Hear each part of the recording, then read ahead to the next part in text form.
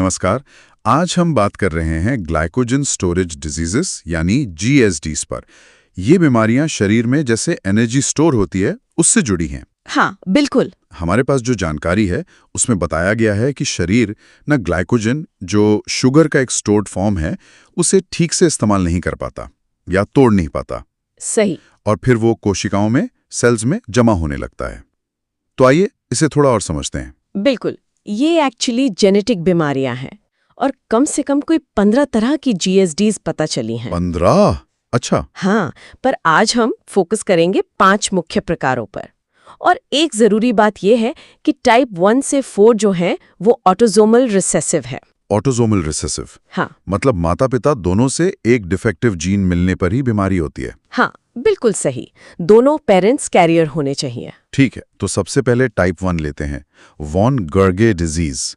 मैंने पढ़ा है इसमें फास्टिंग में, मतलब बिना खाए पिए, ब्लड शुगर बहुत कम हो जाता है। हाँ बिल्कुल, उसे कहते हैं गंभीर फास्टिंग हाइपोग्लाइसीमिया। गंभीर फास्टिंग हाइपोग्लाइसीमिया? हाँ, ऐसा इसलिए होता है क्योंकि एक एंजाइम होता है ग्लूकोज 6 फॉस्फेटेज, वो लिवर में कम होता है या होता ही नहीं। अच्छा। तो लिवर जो स्टोर किया हुआ ग्लूकोज है उसे ब्लड में भेज नहीं पाता, वो वहीं फंसा रह जाता है। ओह, ओके। इसीलिए फिर लिवर और किडनी में ग्लाइकोजन जमा होता जाता है और वो बड़े हो जाते हैं, हेपेटोरेनोमेगाली। लिवर और किडनी दोनों? हाँ जी। और खून में लैक्टेट, यूरिक एसिड ये सब भी बढ़ जाता है। यूरिक एसिड बढ़ने से गाउट का खतरा रहता है। गाउट और भी? बाप रे। तो इसका इलाज क्या है फिर? इलाज में बार बार, मतलब थोड़ी थोड़ी देर में ग्लूकोज या कॉर्नस्टार्च देना पड़ता है ताकि ब्लड शुगर मेंटेन रहे। और फ्रुक्टोज, गैलेक्टोज ये सब खाने से मना करते हैं। अच्छा, मतलब लिवर ग्लूकोज छोड़ नहीं पा रहा। समझ गया। अब आते हैं टाइप 2 पर, पोम्पे डिजीज। इसमें तो सुना है दिल और मांसपेशियों पर ज्यादा असर होता है। सही कहा। पोम्पे डिसीज ना थोड़ी अलग है। इसमें ग्लाइकोजन सेल के अंदर एक खास जगह लाइसोसोम, उसमें जमा होता है। लाइसोसोम में सेल का क्लीनिंग क्रू? हाँ, समझ लीजिए। ऐसा होता है एसिड अल्फा 1,4 ग्लूकोसिडेज या एसिड माल्टेज एंजाइम की कमी से। ओके। और इसका असर दिल की मांसपेशियां कमजोर हो जाती हैं, कार्डियोमायोपैथी, और शरीर की मांसपेशियों में ढीलापन आ जाता है, हाइपोटोनिया। बचपन में ये काफी सीरियस हो सकता है और जानलेवा भी। वो याद रखने का तरीका था ना, पोम्पे ट्रैशेस द पंप। पंप मतलब? पंप मतलब हार्ट, लिवर, मसल्स, इन पर असर होता है। अच्छा, पोम्पे ट्रैशेस द पंप। दिलचस्प है कि ये लाइसोसोम के अंदर होता है। ठीक है। अब टाइप 3, कोरी डिसीज। ये सुनने में टाइप 1 जैसा लगता है, पर शायद हल्का। हाँ, कुछ वैसा ही है, पर लक्षण थोड़े हल्के होते हैं। और एक बड़ा फर्क ये है कि इसमें ब्लड लैक्टेट नॉर्मल रहता है। ओह, लैक्टेट नॉर्मल रहता है। टाइप 1 में तो बढ़ जाता था। हाँ, इसमें कमी होती है डीब्रांचिंग एंजाइम की। डीब्रांचिंग? हाँ, मतलब वो एंजाइम जो ग्लाइकोजन की ब्रांच को तोड़ता है, इसमें वो कम होता है।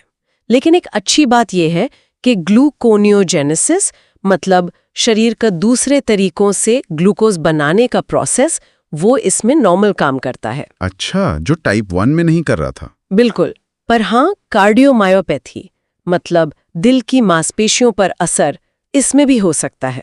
तो ग्लूकोनियोजेनेसिस का नॉर्मल होना इसे टाइप 1 से अलग बनाता है। ठीक है। अब टाइप 4, एंडरसन डिजीज। इसमें क्या अलग है? इसमें तो लिवर और स्प्लीन बढ़ने की बात पड़ी थी। बिल्कुल। टाइप 4 में होती है ब्रांचिंग एंजाइम की कमी। ब्रांचिंग मतलब जो ग्लाइकोजन की ब्रांच बनाता है? हाँ, सही। ये एंजाइम ग्लाइकोजन का स्ट्रक्चर सही से बनाने के लिए चाहिए। जब इसकी कमी होती है तो एक अबनॉर्मल टाइप का ग्लाइकोजन बनता है। अबनॉर्मल? हाँ, जिसकी बनावट ठीक नहीं होती और वो लिवर और स्प्लीन में जमा होकर उनको बड़ा कर देता है, हेपेटोस्प्लीनोमेगाली। ओह। इससे बचपन में ही लिवर सिरोसिस होने का खतरा बढ़ जाता है। और मांसपेशियों में कमजोरी, कार्डियोमायोपैथी ये भी हो सकता है। और हाइपोग्लाइसीमिया? वो अक्सर बीमारी थोड़ी बढ़ जाने के बाद होता है, शुरू में नहीं। याद रखने का तरीका है ABCD। एंडरसन के लिए ब्रांचिंग, कॉरी के लिए डी ब्रांचिंग। ABCD? अच्छा, ये Anderson branching, Carry D branching, सही। और अब आखिरी वाला टाइप V, मैकार्डल डिजीज। ये तो खास तौर पर मसल्स का है ना? एकदम सही। मैकार्डल में प्रॉब्लम मेनली मसल्स में होती है। लिवर ठीक काम करता है तो ब्लड शुगर यूजुअली नॉर्मल रहता है। तो मसल्स में क्या गड़बड़ होती है? मसल्स में ग्लाइकोजन तो स्टोर होता है, पर वो उसे एनर्जी के लिए तोड़ नहीं पाती, क्यों? क्योंकि उनमें स्केलेटल मसल ग्लाइकोजन फॉस्फोरिलेज नाम के एंजाइम की कमी होती है। अच्छा। तो नतीजा, जब कोई जोरदार कसरत करता है तो मसल्स में भयानक दर्द होता है, ऐंठन होती है। हाँ। और कभी-कभी पेशाब का रंग गहरा लाल हो जाता है। लाल क्यों? उसे मायोग्लोबिनूरिया कहते हैं। मसल सेल्स टूटने लगते हैं तो उसमें से मायोग्लोबिन निकलकर यूरिन में आ जाता है। ओह, पर इसमें वो सेकंड विंड वाली बात क्या थी? वो सुनने में थोड़ा अजीब लगा। हाँ, वो मैकार्डिल की एक खासियत है। होता क्या है कि कसरत शुरू करते ही दर्द होता है, पर अगर मरीज कसरत जारी रखे, रुके नहीं, तो थोड़ी देर बाद मांसपेशियों में ब्लड फ्लो इंप्रूव होने लगता है, बाहर से ग्लूकोज आने लगता है, तो दर्द में थोड़ी राहत मिलती है। ऐसा लगता है जैसे दूसरी सांस आ गई हो। वाह, ये तो बड़ा इंटरेस्टिंग फिनोमेनन है, सेकंड विंड। और इसका स्मरक? ये सीधा है, McArdle is equal to muscle. McArdle is equal to muscle, बिल्कुल। तो ये पांचों प्रकार सुनकर ये तो साफ है कि जीएसडीज कितने अलग अलग तरह के हो सकते हैं।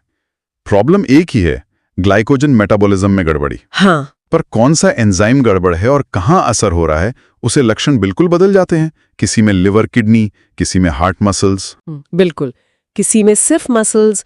और यही बात इनके डायग्नोसिस और मैनेजमेंट को भी चैलेंजिंग बनाती है। हर टाइप का अपना अलग पैटर्न है। सही कहा। इस पूरी चर्चा के बाद एक विचार मन में आ रहा है कि जैसे जैसे हम इन खास एंजाइम की कमियों को इतने विस्तार से समझ रहे हैं, क्या भविष्य में ऐसा हो सकता है कि हम सिर्फ लक्षणों को मैनेज करने से आगे बढ़ें? मतलब शायद जीन थेरेपी या एंजाइम रिप्लेसमेंट जैसे इलाजों से इन बीमारियों को जड़ से ठीक करने की उम्मीद करें? ये एक सोचने वाली बात है। हाँ बिल्कुल, ये भविष्य की उम्मीदें हैं जिन पर काफी रिसर्च चल रही है, काफी पोटेंशियल है इसमें।